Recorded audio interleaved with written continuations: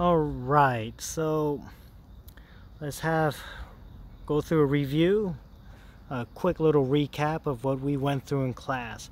We have barking up the wrong tree, and if you're barking up the wrong tree, then basically you're messing with the wrong person or thing, okay? So, you have dogs, and dogs sometimes they'll chase an animal like a squirrel or a cat, and it'll run up a tree, and the dog continues to bark.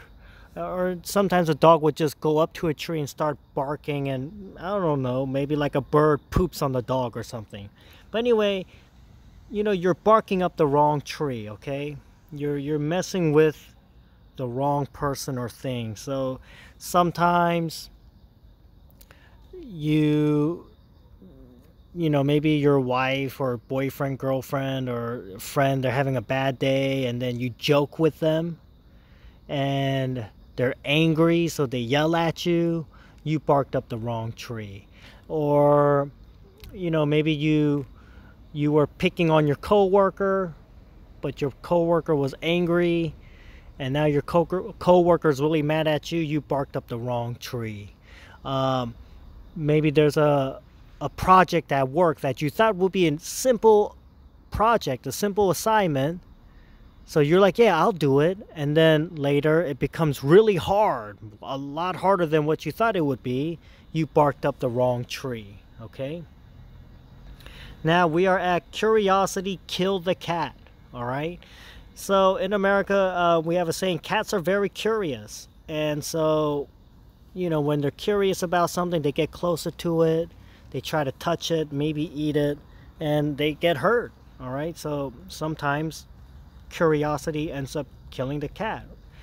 And basically, this idiom means that curiosity can cause trouble. You can get in trouble, all right? So Sujin gave a very good example where she saw her manager looking at some files, right?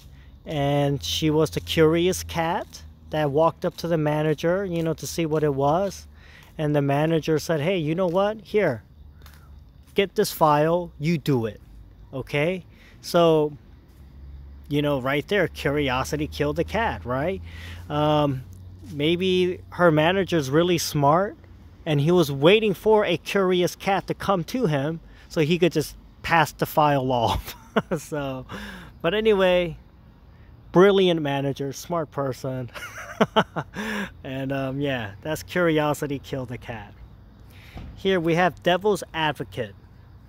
Devil's advocate is basically like you're angry, and you're talking about something, how somebody is wrong and what that person did to you is wrong. And then when you're playing devil's advocate, is you're giving a counter argument for the other side.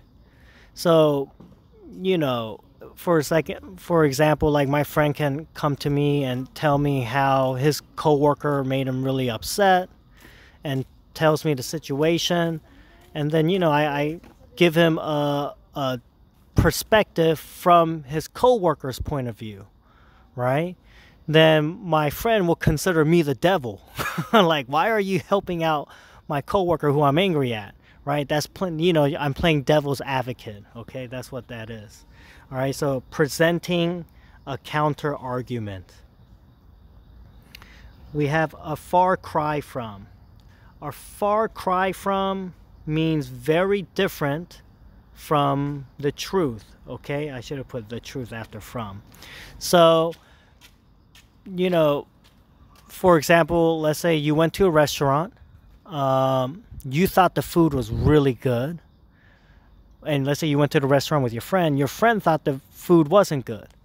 And then to leave the restaurant, you meet a third friend. And your friend talks about how bad the food was. But you say, hey, that's a far cry from the truth. Okay, that's a far cry from, because the food there was excellent. We have got your back.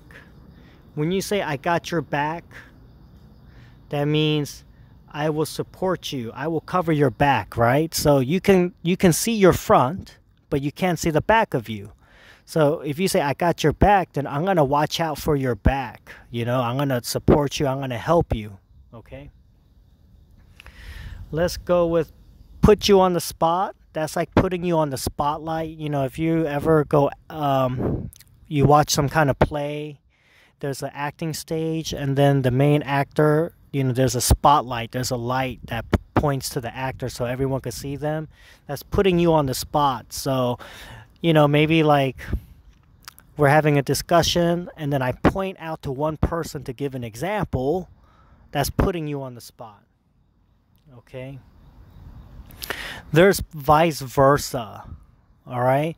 Vice versa is going both ways, you know. So, like, yeah, it happened to you, but it happened to me. You have to do it, but I have to do it too. It's vice versa. Okay. So we have startups, which is like a startup company. We have white and black. So I guess I'll go over this. White and black is, we're talking about Curiosity Killed the Cat. And I said I'm not a racist person, but if you ever watch a scary movie, an American scary movie, you know, like they're camping, you see a group of people that are camping, and then there's some noise that's like kind of outside the campsite. And if it's white people in the movie will come, they would actually walk towards the noise to see what's going on, and you know, that's how they die.